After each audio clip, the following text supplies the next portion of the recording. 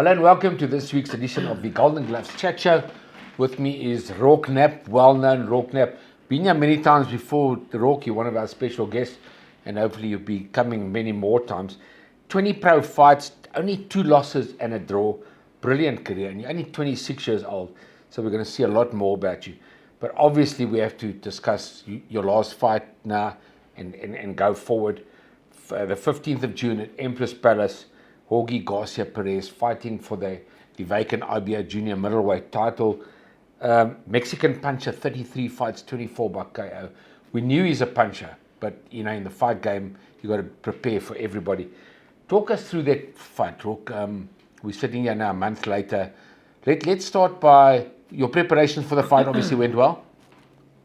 Yeah, the preparations for that fight, as I said in the build-up, went great. I take nothing away from that. It wasn't, nothing that I could have done better.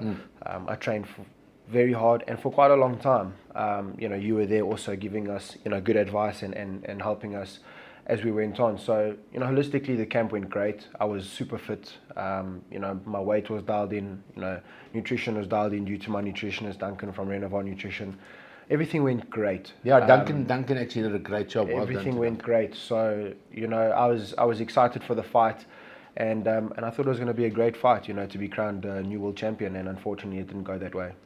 Yeah, so that's great. You've got no excuses. I mean, it is what it is. We'll talk about it. So take us through the fight. Now, obviously, I commentated the fight. The first round was pretty even, could have gone either way, which kind of happens in pro boxing. The second round, you came out and you were so in control. You looked $1 million to me.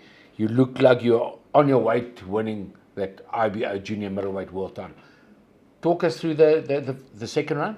Yeah, I felt great. I felt very much in control, like you said. I felt nice and smooth, nice and light, nice and relaxed. First round, like you say, we could have each shaded it. But I needed to get my bearings, and once I got my bearings in the second round, I thought, let me just pick up the intensity a bit, maybe put a bit of the pressure on to see what would happen. And when I did that, I got some good responses when I would land a few shots. There were some things that he didn't like that I did, and I thought, okay, cool. Let me start putting my game plan together and implementing what we've worked on. And I started doing that from the second round, and I felt great. I felt that going into the third round, if I'm not mistaken. And you actually, let's just finish the second round. You hurt him in the second round. Yeah, you looked in complete control. Exactly that. I was alluding to that. Caught him with, I think, a nice left hook and a right hand, and at the end of second round, you were on song. Now we're going to the third round. But that's it. So when when we wrapped up the second round, I went back to the stool thinking, okay, cool, now I'm going to start dropping the hammer. It felt like any time I could put something on him, he didn't like it, and it would wobble him and hurt him. So I wasn't going to go in overzealous and be careless. So I thought, let me, implement a game plan. Let me start slowly picking up the pace and see what happens. And I started doing that in the third round, and I think I got a bit too excited. I thought, let me just put this guy under pressure and wrap this up. And I did that, and it went the opposite direction, and I paid the price. I opened myself up, I got too excited, and I made a mistake, and I paid the price. It's as simple as that. What do you think went wrong, and then I'll give you my opinion. I'll tell you the truth. Backing him up, I remember backing him up and thinking, okay, I'm going to dig to the body and start, slowing him down like that. And at the last second, I saw his chin was open for a big right hand. My distance was perfectly fine to throw a right hand to the body and to attack the body. But because I changed my mind in the last second to go up top, my distance wasn't okay. So I had to overreach and work too hard, which is why my hand ended up coming down. Because when you overreach, you open yourself up, you expose yourself. And you've got to get your hand back quickly. I did that, and overreaching caused me to pull my hand down. And what happened was, because of my distance wasn't right, he timed me with a perfect uppercut on the chin. With the right uppercut. A lot of people think I slipped. I didn't. He caught me on the chin, perfect. Yeah. And because I was already off balance, it was. Yeah, the referee actually, but it's such a split second. The referee took a bit of flex, for not calling it a knockdown, but which like you said, it was a punch, but it happened so quickly. Yeah. And I suppose it's one of those things you got a bit loose defensively, which we're going to talk a lot about now in this interview, and it happened. So I wanted to ask you, which is a strange question as well, when you were knocked out, which doesn't often happen to a great fighter like yourself, and you were sitting on the stool when they recovered you. How did you feel? What was the? I was heartbroken. Interesting for the viewers. I was heartbroken. I'll tell you the truth. I'll lay all my cards out on the table. I was heartbroken. I didn't want to, I didn't even want to get out of the ring because I didn't know how to look at anybody in the eyes. I think the whole of South Africa was heartbroken. After that happened, because of the amount of work that I put in and how good I felt in the camp, and then in round 1 and 2 to have it thrown away like that, I was devastated. Not just because I've lost the world title, but the people that have believed in me and invested in me and given me the opportunity, I've let them down. No matter how many people say, you didn't let anybody down, it's how it feels. It's exactly how it felt. It still feels like that. So I was heartbroken. I was working really hard to keep the tears at bay. I'm not going to lie, I'm an emotional person. I wear my heart on my sleeve. Some people don't show it. I can't help but show it. So I sat on the stool waiting to, try and calm down, which it was very difficult. So I put the towel over my head, and I remember looking up ahead of me, straight ahead. And I looked into the crowd, unintentionally, but I ended up looking into the crowd, and I just saw people looking at me, and the faces that they had, the look of sorrow and the look of, heartbreak made it even worse. And I was like, I've really just thrown this away. And, I've thrown away a good opportunity to look after my family and put my career in another position where, it can and really, really put us in good stead moving forward. And I threw it away. So there was a lot of emotions. So it took some time to get out of the ring. But once I did, I felt a bit better, with all the people that gave me the reception that they did, which I'm extremely grateful. I got so much love after the fight, and people wanted to take photos. I was heartbroken and crying, trying to take photos. So it was a bit difficult, but I'm very grateful for that the love that people showed me continued to show me. Well, Sam, obviously you didn't lose intentionally. You went out there like a man to win, and it happened. The crowd were unbelievable when you came into the ring. So, it's one of those things we're going to talk about. So, let's move on from that. That's yesterday's dead and gone, like the song. It doesn't count anymore. It's like playing golf. You hit a bad shot. It doesn't matter. You move on to the next shot. The great news, and that's why we're here today to talk about it, is that there was a rematch clause signed by Golden Gloves.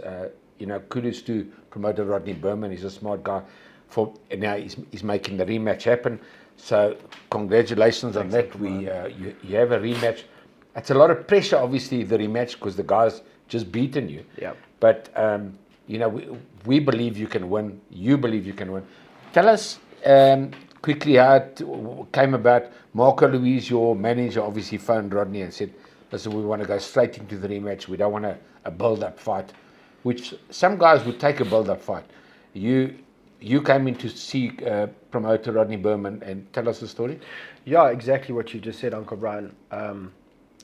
Once the dust had settled and everything had kind of cooled off a bit, the first thing I wanted to do was be thrown right back into the fire.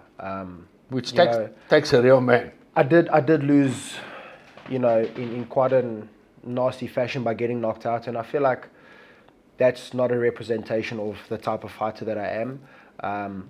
So Marco mentioned that there is a rematch clause. You might get the rematch. So when I heard that, I was over the moon about it, because I know I can beat him. I believe in my heart of hearts that I can beat him. And Marco tried to put that forth to Rodney, and Rodney understood it and heard him out. But it wasn't until that I came, on my own to have a talk with Rodney and basically lay all my cards on the table and pour my heart out to him and say, this is how I feel. This is what's in my head, in my heart. Can we please make the rematch? I give you my word that I will beat this guy. I beat this guy 9 out of 10 times. He's already beaten me that one time. I've never been so sure and confident about being able to beat someone in my life, irrespective of what happened on the 15th of June. As you've said many, many times, you're only as good as your last fight. But in this instance, I don't believe I'm the type of fighter that's not on that level. I believe that I'm destined to be a world champion, and that I will beat this guy. I do believe that it's my destiny, and I don't stray away from that. So, I came hand in pocket and hat in hand to talk to Rodney. And Rodney he's amazing. He heard me out and he let me talk. And Rodney's such a good man, not only for the things that he does for his fighters, but also just being a good comforter and someone that you can also trust in and basically use as a soundboard. And that's what he did. And as I said earlier on, Roarke, it's a tough one. It's a pressure one for both of you, especially you. You're the fighter. The fact that you wanted it is kudos, man. It's respect, because it's A lot of fighters wouldn't want to go straight into a rematch with a guy that's beaten them. And like you said, the promoter Rodney Berman is backing it. You know, he could have also said, hang on, Roarke, you know, let's give you a warm-up fight before we fight. But, you know, we're all backing you. Golden Gloves is backing you. You backing yourself. So congrats on that. So the fight's going to happen towards the end of November. So it's fantastic. We look forward to that. I just want to mention a few of the big rematches where guys have won. There's been hundreds of them, but some of the big names, and you as a boxing fundi would know, just going back to Ali Fraser and Pacquiao Marquez and Ward Gatti and Joshua and Ruiz. Now you're talking. Leonard Hearns, I know you love Sugar Ray Leonard like I love him. I mean, winning the rematch. Louis Rachman. I mean, Lennox Lewis is a friend of ours. Now you're talking. That's I mean, it's massive. And then if you talk about locally, Sivanati on Chinga. Correct. Going to beat the Mexican Great in Mexico example. to get that IBF title back. And then there's you. Then there's Roarke Knapp beating Brandon Taser. I mean, he beat you in 2019 by stoppage in the 7th round. And 3 years later, you beat him on points and you look brilliant. So you've been there already. I have. So you've actually done it. So let's talk about the rematch. How do you see it? How do you want to do it differently? Well, I'm going to still have the same approach, you know, that same hard work, you know, leaving no stone unturned, making sure that I tick every single box, you know, discipline, dedicated to the craft, and basically immerse myself in training camp. I won't change anything from that perspective. What I will change and what I will add is you know, the likes of you to help me out. And Manny Fernandez and stuff like that. I believe, you know, with that type of collaboration and that type of help, I think we'll tighten up the things and correct the mistakes that I have made in the past. And you'll see a completely different Roarke Knapp in that ring. You know, still confident, still flashy, still very, you know, entertaining, but a lot more cautious, a lot more careful, and I think a little bit more experienced considering what I've experienced now, being stopped, knowing where to correct myself, and like you say, jumping back on the horse and going straight back after it, and just redeeming myself. That's what I want to do. Is the right way to do it, because I mean, if you are better than him, which you're going to be, jump straight back in and show him that you can win that world title. So the exciting news is, as you were saying now, that the viewers don't know. Obviously, you've been training my gym for many years. We know each other for many years. Vusi Matola is your chief trainer. But like they have in rugby, they've got different coaches for different positions, right? Yes. You got the kicking coach, and you got the scrum coach, and you got the backline coach, you got all of conditioning that. coach. Yeah. So Vusi Matola stays your main coach, but I'm going to come on board and be your defensive coach, let's call it, which work on that defense, get tight. Nice, you know, where I find you a flashy, brilliant fighter. You may be a bit loose in defense. And picking the right So we're going to tighten up that. all the great fighters have, not to get hit on the chin. We don't want to give too many secrets away right now. Not at all. But you're going to be a better defensive fighter. More complete. More complete, where you're a good counter puncher, you're a good boxer. We're going to make you great defensively as well. And we're going to make you win that world title in November this year. So the fans can look forward to that Roarke Knapp, I'm predicting it right now on the show, will become that IBO Junior Middleweight World Champion in South Africa at Empress Palace on the Golden Glove show in November. We're going to talk a lot more about that. But Roarke, okay, that's the boxing. Let's talk about even more exciting news for you. Your girlfriend, Shelby, is expecting a child. Are you going to tell us what sex it is? Yeah, I will. We're having our first child together. Quite a nice surprise, and as everybody said, and as I believe it's a blessing. A little bit of a shock, and like, okay, this is happening, but an unbelievable blessing, and I couldn't be more excited that we're going to be welcoming a little boy into the world in December. In December, fantastic. We've been to so many scans already just to, you know, see what's going on and keep up to date, and it's very exciting for us. You know, the baby's healthy. It looks like we've got a little boxer on our hands. Every time we go for a scan, he's got his hands up, keeps his hands up more than I do. So it looks like we've got a little boxer on the way. I'll work on his defense. Got a little boxer on the way. So in the coming years, I'll have my little boy running around the gym, soaking it up. And, you know. Fantastic. Well, if I'm still alive, I'd like to train him. Yes, without a doubt. Or manage him at least as well. Well, that's fantastic news. Good luck with that. Appreciate that. And Miranda is his nickname, but Charlton Malajika's girlfriend is also pregnant and also expected about the same time, and also a boy. Becoming fathers. So all your boxers in our gym are working hard there on building the future. So congratulations on that, on having a little boy with Shelby later this year. And yeah, we look forward to a big one. Look, we're going to talk a lot more before it comes. We're going to spend the next few months in training camps and make you into a superstar, which I believe you can be. Yep, looking forward to that. Thank you, Roarke Knapp, for being our special guest.